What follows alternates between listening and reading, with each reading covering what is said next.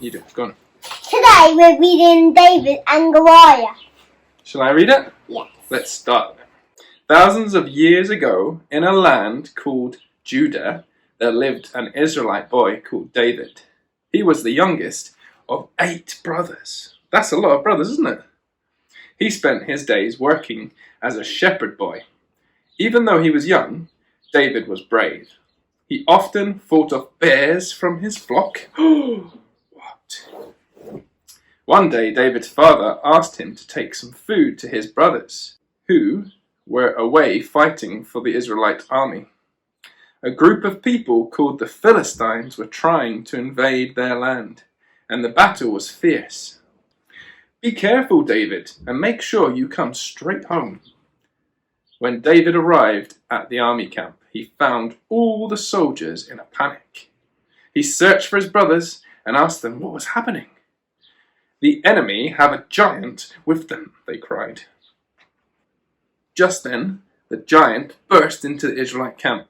"Ah! Run away if you like," the giant bellowed.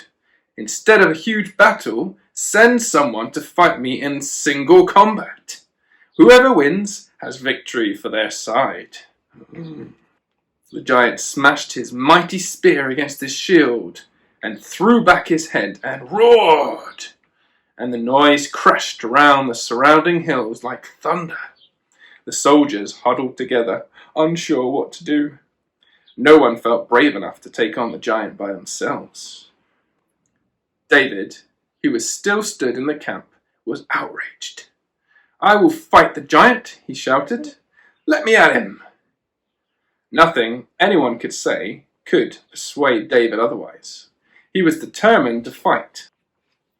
At last the king agreed David could fight the giant, but he insisted on dressing David in his own armor.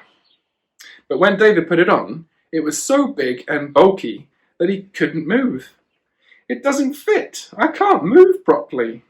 I can't wear this," David said.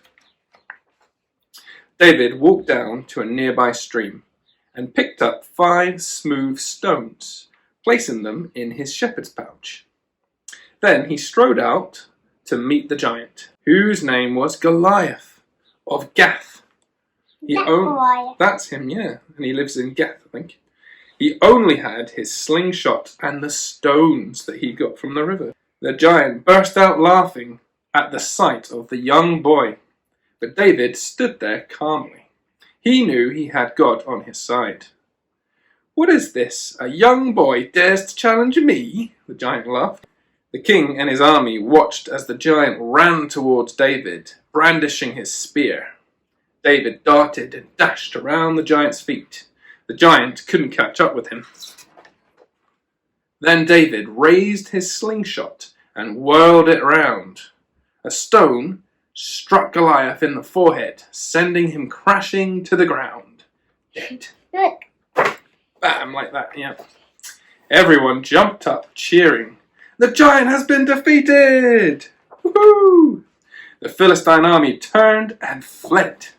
The Israelites had won the battle at last. "David is our hero!" they shouted. The end. See, that is a nice story. Well, wasn't it? Daddy, can we do some craft on my craft table? Sit with me a second. Because tell them about our walk. We have just been for a walk before we read this story. And what did you collect from the beach? I collected some rolled rocks and they're in my bedroom. And what we could do with them, and you could do if you've got some supplies, is you could paint them or decorate them to look really nice and leave them around the area so that people can be made happy by seeing them. Thanks for listening to the story today.